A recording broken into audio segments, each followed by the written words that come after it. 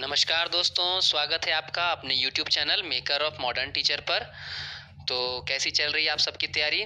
देखिए, बिहार में डीएलएड के 2021-23 सत्र के प्रथम वर्ष की परीक्षा और 2020-22 के द्वितीय वर्ष की परीक्षा की घोषणा हो चुकी है। और झारखंड के डीएलएड सत्र के परीक्षा के रूटीन बहुत ही जल्दी, हो सके तो शायद 7 से 10 दिनों के अंदर में आप सबके पास उपलब्ध हो जाएगी। जहाँ तक मेरी जानकारी है, जुलाई महीने के लास्ट तक आपकी हमारी परीक्षा शुरू हो सकती है। तो मेरा आप सबके साथ विनती है कि आप सब अपनी तैयारी को जोर शोर से बनाए रखें, क्योंकि परीक्षा बहुत ही जल्दी शुरू हो सकती है और बिना टाइम दिए आपको रूटीन घोषित कर दिया जाएगा। शायद 5 या 7 दिन पहले या 10 दिन पहले रूटीन निकाल दिया जाएगा एग्जाम से। तो अधिक देर न करते हुए आज के टॉपिक को हम लोग शुरू कर रहे हैं। आज का टॉपिक है आदत। झारखंड डीएलएड के फाउंडेशन पेपर द्वितीय पेपर शिक्षा मनोविज्ञान के अंतर्गत पढ़ाया जाने वाला बाल व्यवहार, अधिगम और सीखना, इसके अंतर्गत 2-3 क्वेश्चंस ऐसे आते हैं जिसमें एक क्वेश्चन है आदत। तो मैंने यहाँ प्रश्न जो लिखा है, ये आदत का सवाल 2017, 2019 और 2020 लगातार 3 वर्षों में पूछा गया है। 2 वर्षों में लॉन्ग क्वेश्चन के रूप में, 1 वर्ष में शॉर्ट क्वेश्चन के रूप में। तो मैंने इस क्वेश्चन का आंसर आपके सामने प्रारूप बनाकर प्रस्तुत किया है कि सवाल है, आदत का अर्थ एवं परिभाषा बताएं। आप विद्यार्थियों में अच्छे आदत का निर्माण किस प्रकार करेंगे? तो मेरे ख्याल से प्रत्येक शिक्षक शिक्षिका को इस विषय की जानकारी होनी चाहिए। तो समझते हैं ज़्यादा देर न करते हुए। प्रारूप आपके सामने है। सबसे पहला पॉइंट है आदत का अर्थ। दूसरा पॉइंट है आदत की परिभाषाएं। तीसरा पॉइंट है आदत के प्रकार और चौथा पॉइंट है अच्छी आदतों का निर्माण। तो चलिए, यहाँ पहला जो आदत का अर्थ है उसे हम समझते हैं कि जो कार्य हमें पहले कठिन जान पड़ता है वह सीखने के बाद सरल हो जाता है। वास्तविकता है, हम उसे जितना अधिक दोहराते हैं उतना ही अधिक वह सरल होता चला जाता है। कुछ समय के बाद उसे हम बिना ध्यान दिए, बिना प्रयास किए, बिना सोचे समझे ज्यों का त्यों करने लगते हैं।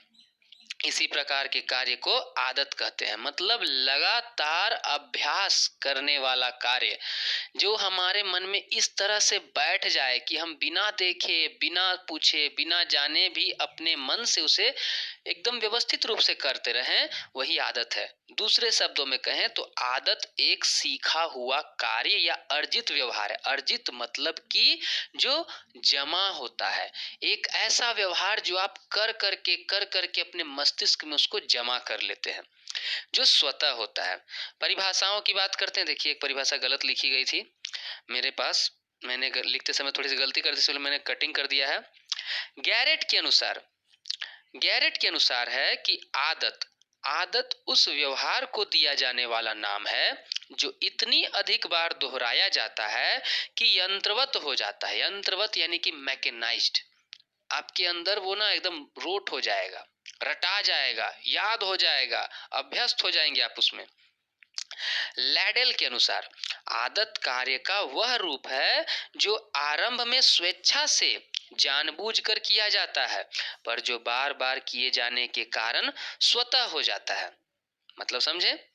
विलियम जेम्स के अनुसार प्राणी के पूर्वकृत व्यवहारों की पुनरावृत्ति ही आदत है। पहले से किए जाने वाले कार्यों का बारंबार अभ्यास आदत कहलाता है। समझे? गैरेट की एक और परिभाषा है कि बराबर दोहराए जाने वाले स्वचालित व्यवहार का नाम आदत है। तो आदत की 4 परिभाषाएं मैंने आपके सामने प्रस्तुत की। इनमें से आप किसी भी 2 परिभाषाओं को अपने उत्तर में दे सकते हैं। ठीक है, अब आदतों के प्रकार की बात कर लेते हैं। वैलेंटिन ने इनका वर्गीकरण इस प्रकार किया है। पहला है यांत्रिक आदतें, शारीरिक गतियों से संबंधित आदतें, जैसे कोट के बटन लगाना, जूते के फीते बांधना आदि। शारीरिक अभिलाषा संबंधी आदतें, इनका संबंध शारीरिक अभिलाषाओं की पूर्ति से है, जैसे सिगरेट, शराब पीना, यौन संबंध स्थापित करना। ऐसी आदतें जो आपके शरीर की अभिलाषाओं की पूर्ति करती हैं। तीसरा, नाड़ी मंडल संबंधी आदतें, ये व्यक्ति के संवेगात्मक असंतुलन को व्यक्त करती हैं, मतलब उसका मस्तिष्क स्थिर नहीं है, जैसे नाखून या कलम चबाना। चौथा है भाषा संबंधी आदतें। जिस प्रकार दूसरे बोलते हैं उसी प्रकार बोलकर हम इन आदतों का निर्माण करते हैं। इसीलिए कहा जाता है कि यदि शिक्षक गलत उच्चारण करते हैं तो बच्चे भी वैसी ही आदतों का पालन करने लगते हैं। तो आप जब पढ़ाएं तो लिखें या बोले जो भी ना, उसे सही सही समझ के लिखें, सही बोले। विचार संबंधी आदतें, इनका संबंध आंशिक रूप से व्यक्ति के ज्ञान और आंशिक रूप से उनकी रुचियों एवं इच्छाओं से होता है। जैसे समय तत्परता, आप हमेशा टाइम के पंक्चुअल हैं, तो पंक्चुअलिटी आपके अंदर एक विचार है। तर्क या कारण, आप हर चीज में कारण खोजते हैं। भावना संबंधी आदतें, यदि लगातार किसी के प्रति हम एक ही भावना का अभ्यास करने लगते हैं तो वह हमारी आदत में शामिल हो जाती है, आदत बन जाती है। जैसे किसी के प्रति प्रेम, यदि सबके प्रति प्रेम है तो वह सदाचार हो गया, सद्भाव हो गया, कृपा, दया, लोभ, घृणा, गुस्सा, ये सारी आदतें। और अंतिम आदत में है नैतिक आदतें। ये आदतें हमारे जीवन को सार्थक बनाने में मददगार होती हैं, जैसे सत्य बोलना, पवित्र जीवन व्यतीत करना आदि। तो ये हमने देखा आदतों के प्रकार। अब हम चर्चा करते हैं कि हम बालकों में, बालिकाओं में, बच्चों में आदत का निर्माण किस प्रकार कर सकते हैं। देखिए, एक शिक्षक शिक्षिका होने के बाद ही आपका सर्वप्रमुख कर्तव्य होता है कि विद्यार्थियों में अच्छी आदतों का निर्माण करना। इसके लिए कुछ उपाय किए गए हैं जो इस प्रकार हैं। पहला संकल्प, रिजोल्यूशन जिसको बोलते हैं, जानते हैं ना, हर साल की शुरुआत करते समय 1 जनवरी को आप रिजोल्यूशन लेते हैं। रात के समय सोते समय संकल्प लेते हैं कि सुबह उठेंगे 4 बजे पढ़ेंगे, लेकिन सुबह उठते हैं 4 बजे अलार्म बजता है तो थोड़ा देर और।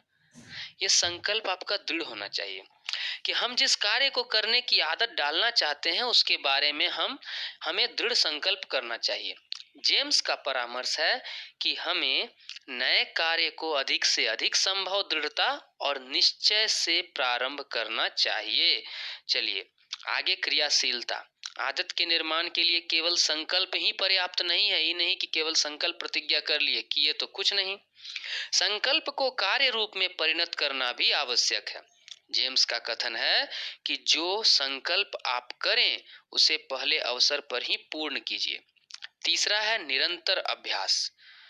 यदि हम क्रिया करना शुरू कर दिए हैं, उसको प्रैक्टिस में लाना शुरू कर दिए, तब उसे रेगुलर बनाना होगा, कंटिन्यू करना होगा। हमें कार्य का निरंतर और नियमित रूप से प्रतिदिन अभ्यास करना चाहिए। एक कहावत है ना, सुने होंगे, करत करत अभ्यास के जड़मति होत सुजान। सदैव इस मूल मंत्र को याद रखना चाहिए। चौथा है अच्छे उदाहरण।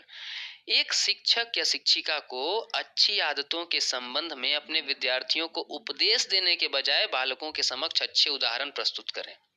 देखिए, कहा जाता है आप बच्चों को उपदेश मत दीजिए बल्कि एक मिसाल दीजिए। मतलब आप खुद वैसा बनिए जैसा आप उन्हें बनाना चाहते हैं। पुरस्कार, अच्छी आदतों का निर्माण करने में पुरस्कार का बहुत महत्वपूर्ण स्थान है। अतः बालकों को अच्छी आदतों का निर्माण करने के लिए पुरस्कार देकर उन्हें प्रोत्साहित करना चाहिए। भाटिया जी के अनुसार बालकों को अच्छी आदतों का निर्माण करने के लिए पुरस्कार दिया जाना चाहिए। तो इस प्रकार हमने आज के टॉपिक में देखा आदत का अर्थ, उसकी परिभाषा, उसके प्रकार और आदतों के निर्माण के लिए किए जाने वाले उपाय। उम्मीद है आप सबको समझ में आया होगा। यदि कहीं किसी प्रकार की कोई समस्या हो तो आप मुझे कमेंट करके पूछ सकते हैं। पीडीएफ का लिंक आपको डिस्क्रिप्शन बॉक्स में मिल जाएगा, वहां से जाकर आप डाउनलोड भी कर सकते हैं। अपनी तैयारी इसी प्रकार करते रहिए। परीक्षा के लिए बहुत बहुत शुभकामनाएं।